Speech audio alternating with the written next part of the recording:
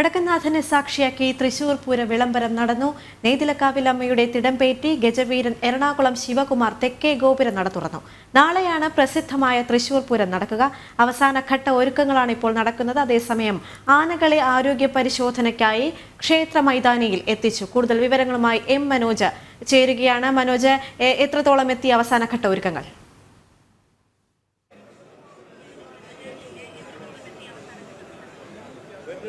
ദേവിക, അവസാനഘട്ട ഒരുക്കങ്ങളിലാണ് ഇപ്പോൾ ഞാൻ നിൽക്കുന്നത്. തിരുവമ്പാടിയുടെ ആനകളെ ഈ ആരോഗ്യ പരിശോധനയ്ക്ക് എത്തിച്ചിരിക്കുന്ന സ്ഥലത്താണ്. ഇവിടെ ആനകളൊക്കെ എത്തിയിട്ടുണ്ട്. ഗുരുവായൂർ സിദ്ധാർത്ഥനും അതോടൊപ്പം തന്നെ വേമ്പനാട് അർജുനനുമൊക്കെ ഇവിടെ ഈ ആരോഗ്യ പരിശോധനയ്ക്കായി എത്തിയിട്ടുണ്ട്. ആദ്യഘട്ടം പാറമേക്കാവിൻ്റെ ആരോഗ്യ പരിശോധന ഏകദേശം പൂർത്തിയായിട്ടുണ്ട്. ഇവിടേക്ക് 40ഓളം ആനകളെത്തും.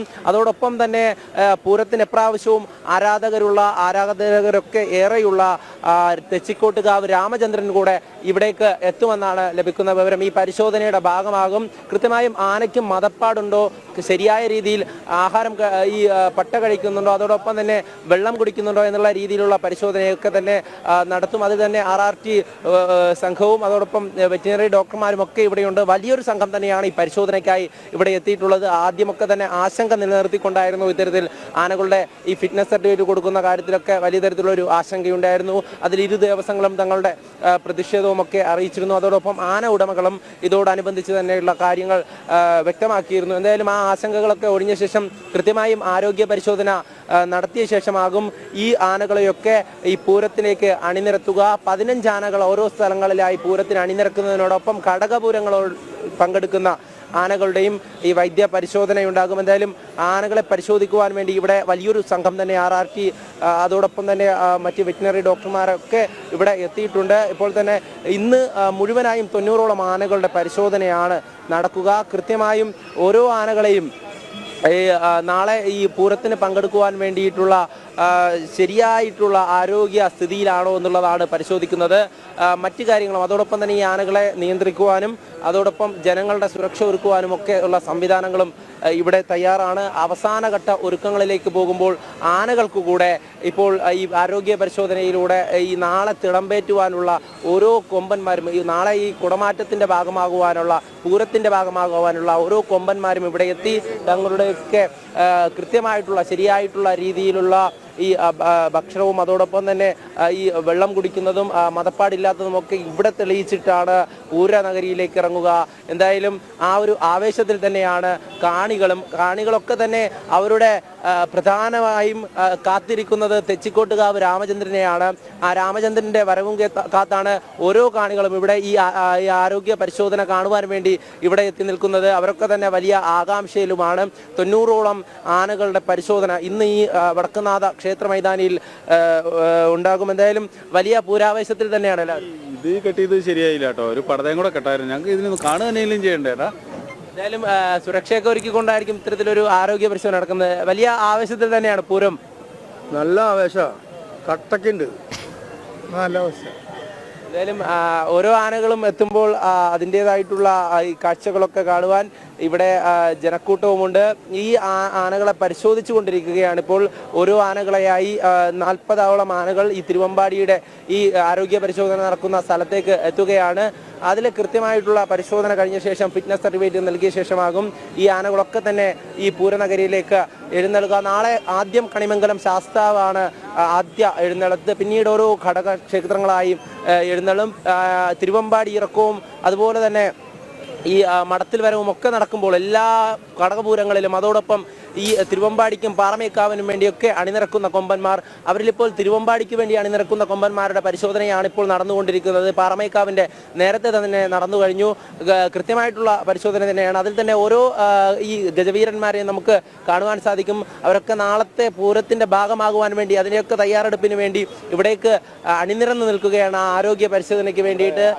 കൃത്യമായും ഇപ്പോൾ നമ്മൾ നിൽക്കുന്നത് ഈ വേമ്പനാട് അർജുനൻ്റെ മുന്നിലാണ്. അർജുനൻ അങ്ങനെ നിൽക്കുവാണ്. അടുത്ത ആരോഗ്യ പരിശോധനയ്ക്ക് വേണ്ടി അടുത്ത് ഈ ഒരു കൃത്യമായും താൻ ആരോഗ്യവാനാണ് എന്നുള്ള ആ ഒരു ലക്ഷണം തന്നെയാണ് അർജുനൻ്റെ മുഖത്തു നിന്നും നമുക്ക് കാണുവാൻ സാധിക്കുന്നത്. അതിൻ്റെ പരിശോധനയൊക്കെ തന്നെ അല്പസമയത്തിനകം നടത്തും.